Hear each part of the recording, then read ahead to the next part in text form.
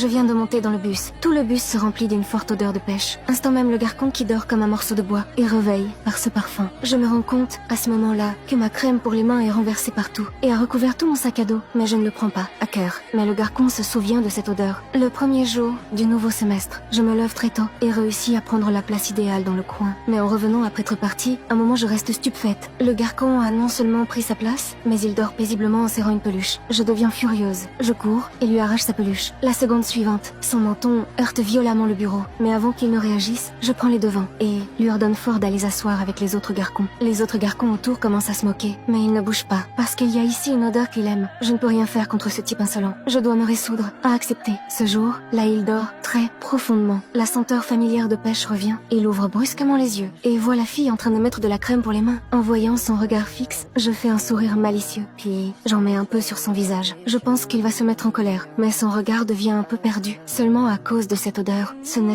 pas ce qu'il veut vraiment. Jusqu'à cette fois, là, en courant, je me prends les pieds et je tombe dans ses bras. À cet instant, il comprend enfin que ce qu'il désire n'est pas l'odeur de pêche, mais mon odeur à moi.